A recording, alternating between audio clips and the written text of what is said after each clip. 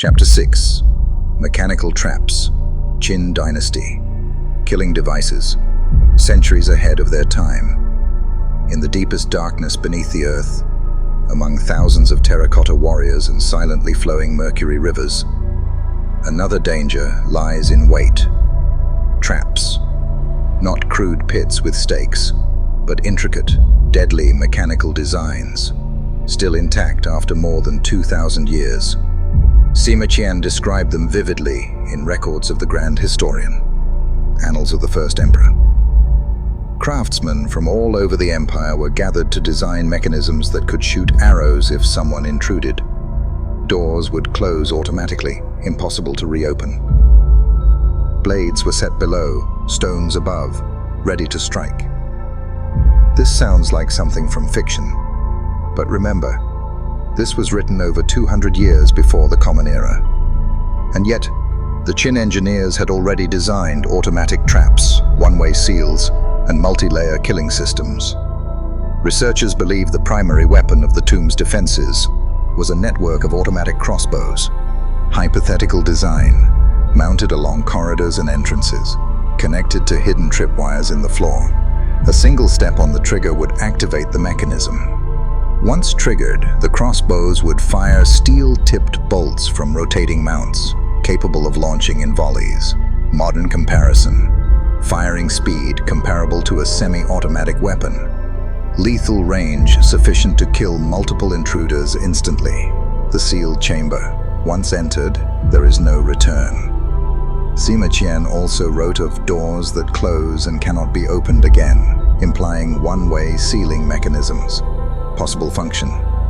Opening the door via counterweights or levers triggers the locks behind. All passages behind the intruder automatically seal shut, impossible to reopen by hand. The permanent lock might involve a collapsing ceiling blocking the way, or stone slabs weighing tons sliding into place, or the destruction of mechanisms that could reopen the path. This is not just physical entrapment. It is psychological warfare. Once you enter the tomb, you will never leave. Blade traps. Death at your feet. Legend says, Qin craftsmen installed rows of sharp iron blades beneath stone floors, activated by pressure or stepping in specific spots. When triggered, blades would swing up horizontally, severing legs or causing massive blood loss. Capable of retracting and resetting, allowing reuse, collapsing ceilings, burial alive. Perhaps the deadliest final punishment.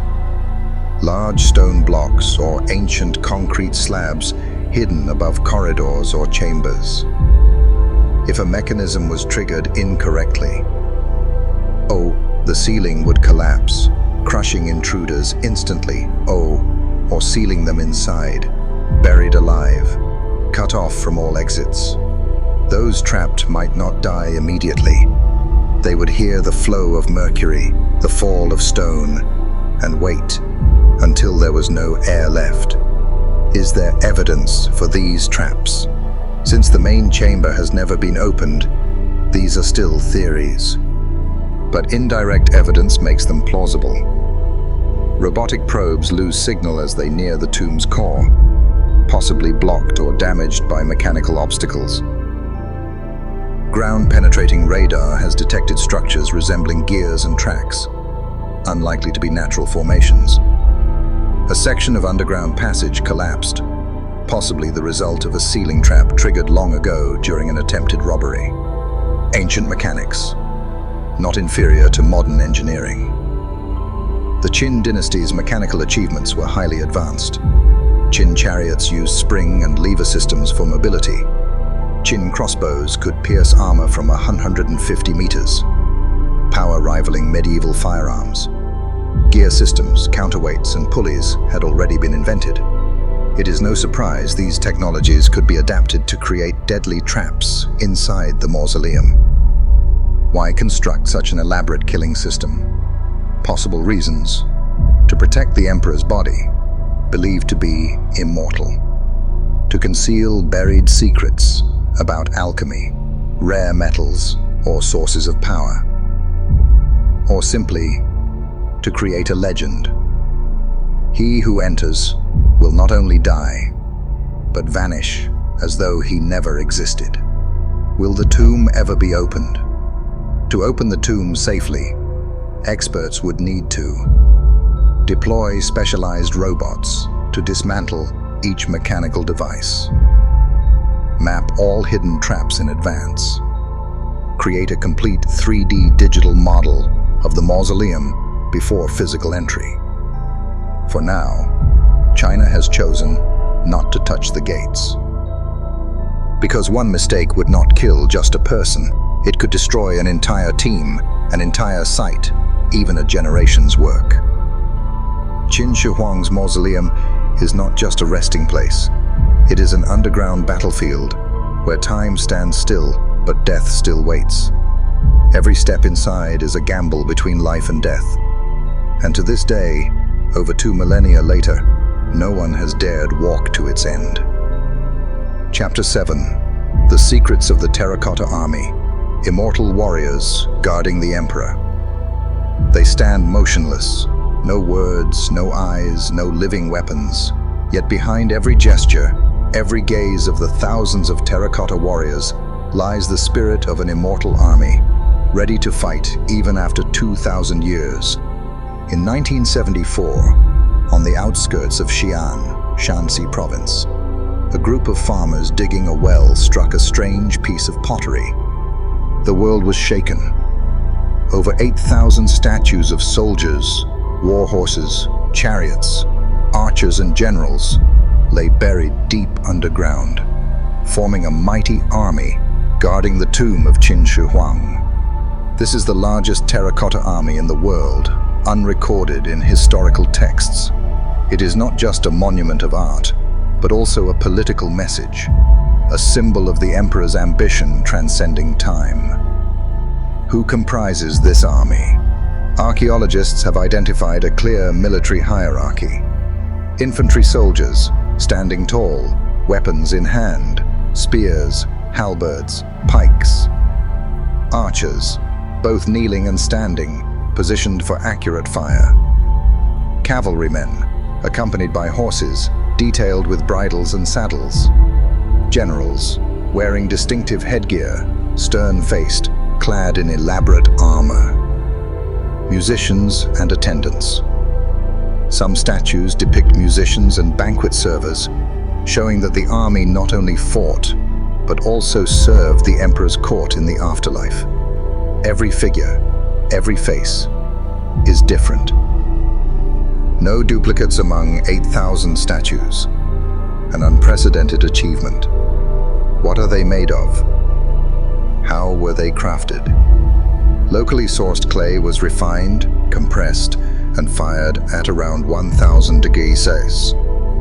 After molding, the statues were painted with mineral pigments capable of lasting centuries. Bodies and heads were crafted separately, then joined. Faces were sculpted individually. No standardized mold was used. Arms, legs, and armor were detachable, similar to modern assembly techniques. A special varnish coated the statues, preserving the paint, a technology centuries ahead of its time. Why does every statue have a different face? Two leading theories. 1. Portraits of real soldiers. Each statue modeled after an actual soldier in the Qin army. This preserved their spirit, bringing them to serve the emperor in the afterlife. 2. High-level propaganda. The individualized faces showed the Qin army as a living force, not a lifeless mass. Every soldier had identity, will, and loyalty. Either way, these are not lifeless figures. They are the spiritual essence of an empire. Real military strategy in formation. The army's layout mirrors actual Qin battlefield tactics. Vanguard, infantry and archers to initiate attack. Rearguard, generals and cavalry for counterattack and command. Flanks, angled formations for encirclement maneuvers. Military historians have reconstructed the formations and concluded, with this arrangement, the Qin army could have defeated most opponents of the era. Real weapons, not just statues. Weapons found among the warriors include bronze swords over 1 meter long, still sharp enough to cut paper after 2,000 years. Crossbows, with advanced trigger mechanisms and long range. Battle axes, halberds, spears, all bronze, alloyed with tin, still unrusted. The most remarkable detail: the weapons are coated in a thin layer of chromium to prevent corrosion, technology that modern science only began using in the 1930s. This raises a profound question. How advanced was Qin metallurgy? Spiritual meaning. Who guards the emperor? According to ancient belief, a ruler's spirit needs a protective army in the afterlife. The first emperor of China could not journey alone. Thus, the terracotta warriors were more than symbols of military power. Each was created through a ritual intended to summon the spirit of a real soldier into the statue. In other words, the army is not dead. They stand watch, see, and listen. And they wait for the day Qin Shi Huang summons them to battle again. Buried for 22 centuries, these warriors have not died. They live on, in awe, in fear, in endless fascination, and perhaps one day, if someone dares to open the central tomb, they will rise again. Chapter 8. The Art of Immortality and the Mystery of the Elixir Pills.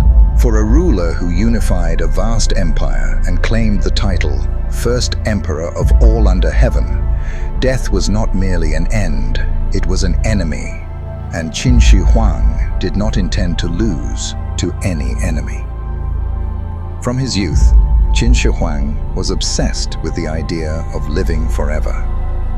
He summoned Taoist alchemists, mystics, and court physicians from across the empire.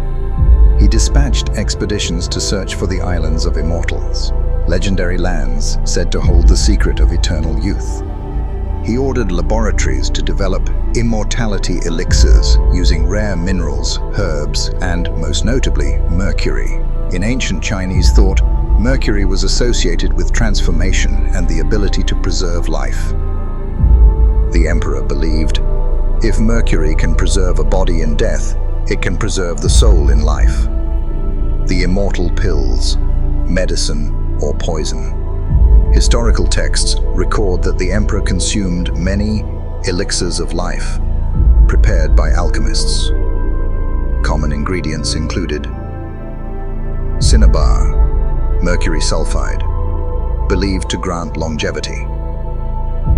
Realgar, arsenic sulfide, to purge impurities. Gold powder, symbol of purity and indestructibility. Rare herbs, believed to nourish the spirit. In modern science, we know these substances are highly toxic. Symptoms of chronic mercury poisoning match descriptions of Qin Shi Huang's final years. Mood swings, paranoia, erratic decisions, physical weakness, trembling, shortened lifespan due to organ damage. Ironically, his pursuit of eternal life may have hastened his death. Alchemy and the tomb's design.